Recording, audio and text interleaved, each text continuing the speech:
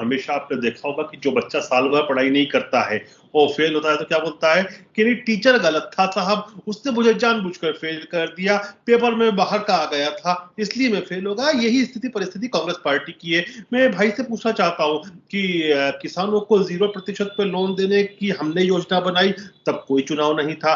दीनदयाल उपचार योजना की डायरिया हमने बनाई, तब कोई चुनाव नहीं था। 45 लाख बहन बेटियों को हमने लाडली लक्ष्मी के योजना के अंतर्गत लखपति बनाया, तब कोई चुनाव नहीं था। प्रधानमंत्री और मुख्यमंत्री आवास योजना के तहत जो लाखों लोगों के सर पे पक्की छत दी, उनको लखपति बनाया, उस समय कोई चुनाव नहीं था।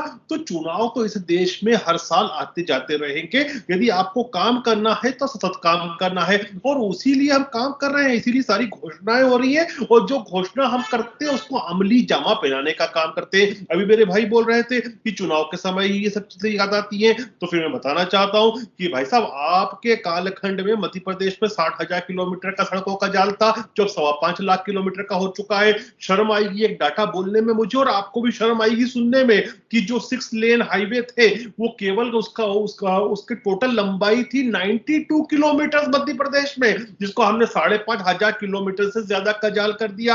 अभी इनकी 11 घोषणाओं में कह रहे हैं कि 5 हॉर्स पावर का जो पंप होगा उसमें बिजली फ्री देंगे, 12 घंटे बिजली देंगे। भाई साहब आपका कालखंड आता है तो बिजली ही नहीं बचती। कमलनाथ का जो 15 महीने का कालखंड था उसमें लाइट किस किस व्यापक रूप से जा रही थी, लोग सोशल मीडिया पर कहने लग गए थे